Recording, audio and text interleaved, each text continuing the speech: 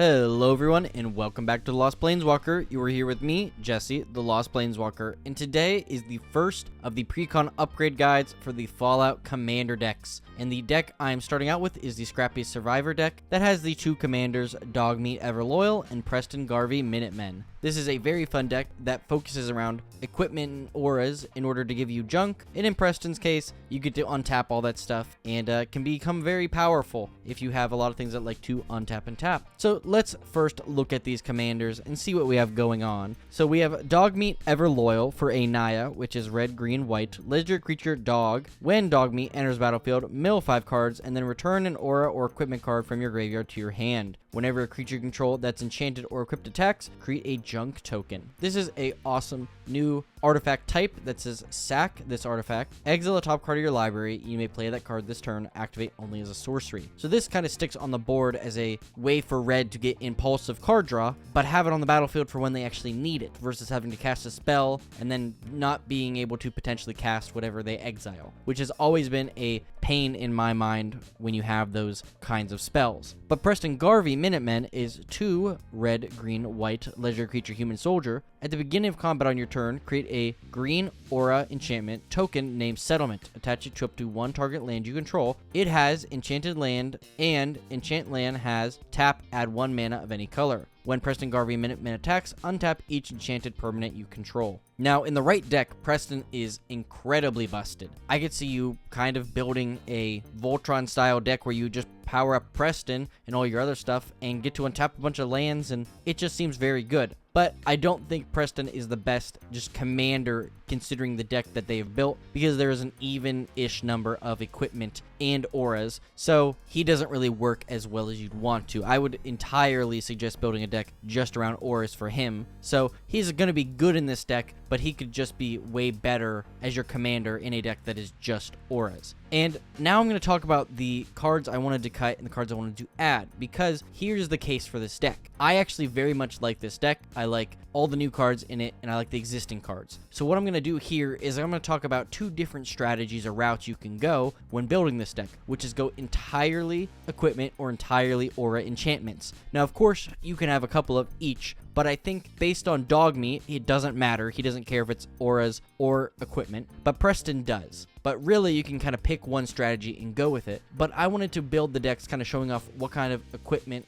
/ aura cards I would add if I was really to emphasize one of the halves of this deck. But in general, I'm very, very happy with all of the cards in this deck. It's a very focused deck. It's a very strong deck. And all of the new cards they added to this deck, I think, just synergize super well. So there's really nothing in here that I would suggest you getting rid of. So with that being said, I usually like to talk about the new cards that they included in the deck, but I did a bunch of videos already talking about that, and there's actually 37 new cards in this deck, so I'm not going to waste everybody's time by reading those off. If you want to check out those new cards, I have the deck list in the description down below, and you can go check that out, but I'm going to move straight into the equipment side. If I was to say get rid of all of the auras, or some of the auras, here are some of the equipment I would include if I was building this deck. So starting out, we have Danitha, Carpasian Paragon, Forge Anew, and Hammer of Nazan. So Danitha is a great human knight with First Strike, Vigilance, Lifelink, auras and equipment spells you cast cost 1 less to cast. So whether or not you're keeping all the auras or you're just getting rid of some of them, I think Danitha is a great include in this deck for the reason that she's just going to discount everything, which is great. In addition, equipping something that has First Strike, Vigilance, and Lifelink and making it really big is a awesome card. Next up, we have Forge Anew, which is an enchantment. When Forge Anew enters the battlefield, return target enchantment card from your graveyard to the battlefield. As long as it's your turn, you may activate equip abilities anytime you can cast an instant, and you may pay 0 rather than pay the equip cost for the first equip ability you activate each turn. Obviously, if you're building an equipment-based deck, this is a card you want. It's going to give you free equips, which is always helpful. And Hammer of Nazan, legendary artifact equipment. Whenever Hammer of Nazan or another equipment enters the battlefield under your control, you may attach that equipment to target creature you control. Equipped creature gets +2/+0 and has indestructible. Being able to instantly attach whatever you play is super powerful in a deck like this. So next up, we have Helm of the Host, Nettlecyst, and Sigarda's Aid. So Helm of the Host is a legendary artifact equipment with, at the beginning of combat on your turn, create a token that's a copy of equipped creature, except the token isn't legendary.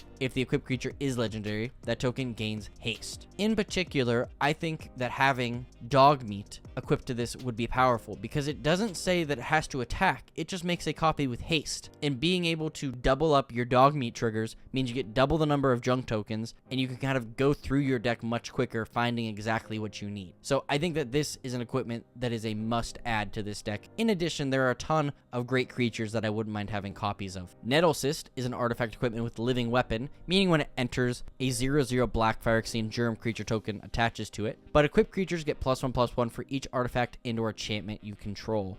Again, whether or not you're removing all the auras, this is a great card because it's just going to benefit off of all those. In addition, there are some good enchantments that they decided to include in this deck as well. And Sigarda's Aid, this is a format all-star. You may cast aura or equipment spells as though they had flash, and whenever an equipment enters the battlefield under control, you may attach it to target creature you control. It doesn't get much better than this. And the last three cards I have for the equipment section are Scram, Senior Edificer, Stoneforge Mystic, and Sword of Forge and Frontier. So Scram, Senior Edificer, 1 and a white legendary creature dwarf advisor with whenever you cast an aura, equipment, or vehicle spell, draw a card. Works for both, that's why it's in here. Stoneforge Mystic, 1 and a white, creature core artificer. When Stoneforge Mystic enters battlefield, you may search your library for an equipment card, reveal it, put it in your hand, then shuffle your library. 1 and a white, you may put an equipment card from your hand onto the battlefield. Getting around having to cast some of these equipment is going to be helpful, or cheating them in basically, so that is great. And Sword of Forge and Frontier is one of my favorite sword ofs, and it gives protection from red and green,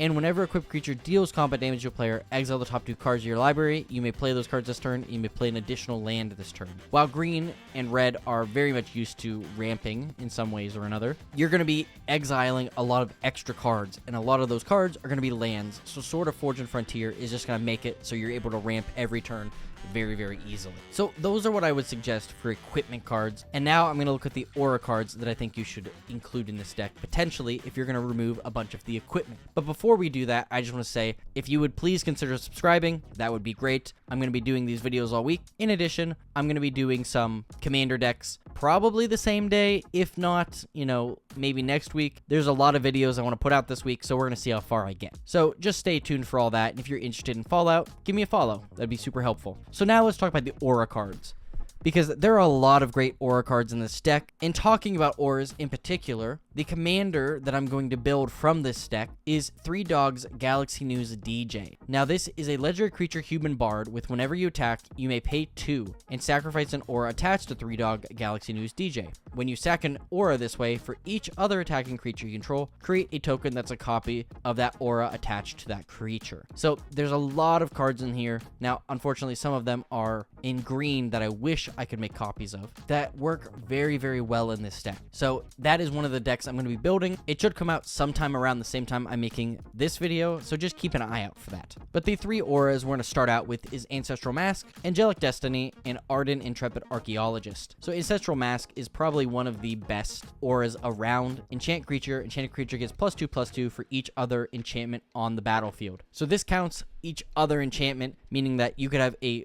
massive creature for very, very little mana cost, respectively. Angelic Destiny, also one of my favorite cards. Enchanted creature gets +4/+4, has flying, first strike, and is an angel in addition to its other types. When this enchanted creature dies, return Angelic Destiny to its owner's hand. This is one of those enchantments I love to put in decks because it's relatively well costed for the effects, and whenever it dies, you get it back into your hand, so any effect that would have you draw cards or do something, you get to do that over and over again. And then Ardent Intrepid Archaeologist is a legendary creature core scout with, at the beginning of combat on your turn, you may attach any number of auras and equipment you control to target permanent or player. Letting you move around auras is a really powerful ability, and Ardent is perfect for that. So next we have Armadillo Cloak, Bear Umbra, and Daybreak Cornet. Armadillo Cloak is one of my favorite cards because it gives lifelink without giving lifelink. So if you have a creature that already has lifelink, well, you get to gain double the life because it says enchanted creature gets +2/+2 in trample, and whenever enchanted creature deals combat damage, you gain that much life. Notably, that's not lifelink, so you can get some really cool effects by doubling up those. Bear Umbra, enchanted creature gets +2/+2 and has whenever this creature attacks, untap all lands you control in totem armor, which is especially good because if you want to protect a creature, you can put this on it and it won't die. The totem armor will kind of protect it unless they kill it again. But untapping all your lands is awesome as well. And then Daybreak Coronet is enchanted creature, enchant creature with another aura attached to it. Enchanted creature gets +3/+3 and has first strike, vigilance, and lifelink, which is very powerful for only 2 white mana. Next up, we have Ethereal Armor, Face of Divinity, and Gift of Immortality. Ethereal Armor, again, one of my favorite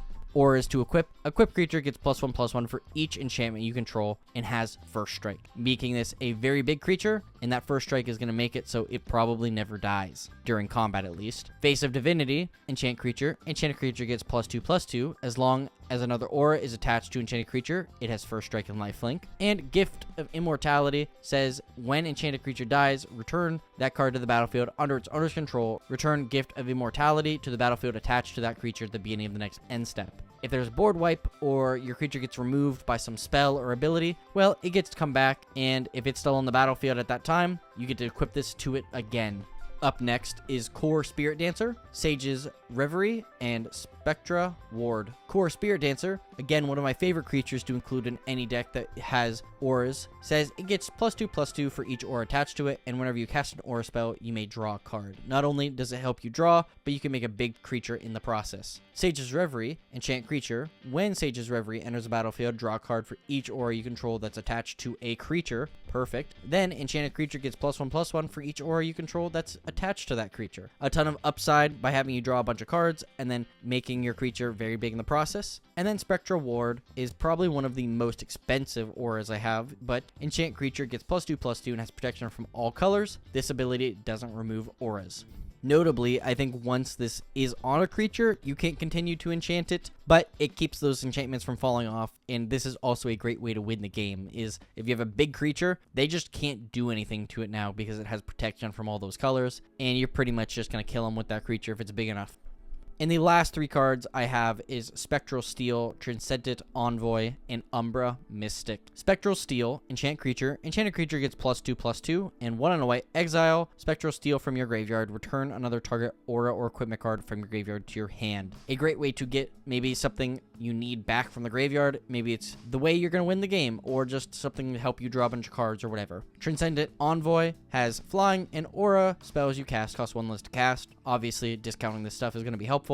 And then Umbra Mystic, probably my favorite aura adjacent card, says auras attached to permanents you control have totem armor. This is such a powerful effect, and again, this is one of those cards that is going to go in 3 Dogs Galaxy News DJ because it just gives everything totem armor, which is insane. But those are the things I think you should add to this deck. You know, honestly, I really like this deck. It's very solid. There were very few cards I thought didn't make sense, and I think it's going to be a ton of fun to play in Pilot. There's a lot of equipment and auras, and I think it's just going to be super fun and just work out very well. But if you want to take this a little differently, you know, I would either go very hard into one route or the other because you're going to get a lot of upsides by discounting or making it free to equip or whatnot, and that's just going to help you propel you much further in the game and just help you win. So thank you so much for watching. I hope you enjoyed this video.